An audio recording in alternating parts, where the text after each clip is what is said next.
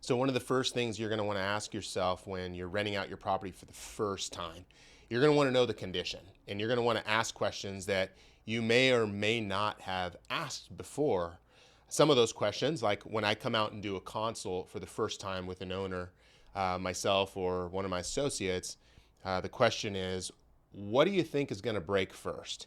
And again, sounds like a loaded question, but again, we're implying not if something's going to break, but what is going to break and when. Couple of things to think about, okay? And this is super real. We've got the roof, we've got the AC, we've got all these capital expenditures that at some point are going to need to be replaced. And if we know that in the next 5 years that your AC unit or your roof both need to be replaced, that's something you can budget for. What is more of a gut punch is when you're not expecting something like that and it happens. So again, getting in line with what is the condition of the property really is super important. The other thing that I will often ask if I haven't seen the property yet is, hey, is the property vacant or occupied?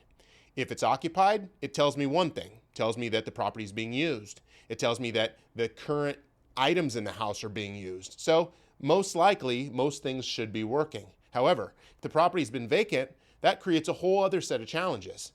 First and foremost, in Arizona, it's very, very dry. We got the dry heat here, right? So with the dry heat ends up basically drying everything up. Anything that touches water, once that water evaporates, and call it P-traps or call it toilets or anything like that, anywhere where there should have been water, those seals and gaskets and anything rubber is just going to start cracking and get more brittle over time.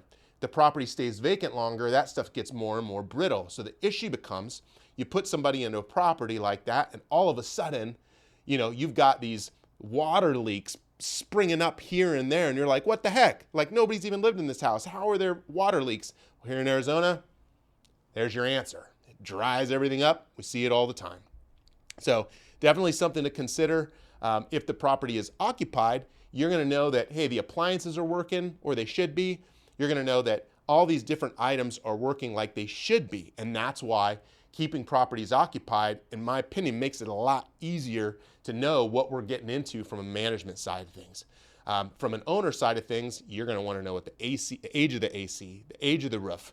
You're going to want to know if there's ever been a scope for the plumbing. You're going to want to know what type of plumbing there is, whether it's copper, whether it's PEX, whether it was polybutylene, right? Which can potentially be the kiss of death. So it's knowing what are the issues with this particular property that we're going to foresee and have to deal with in the future.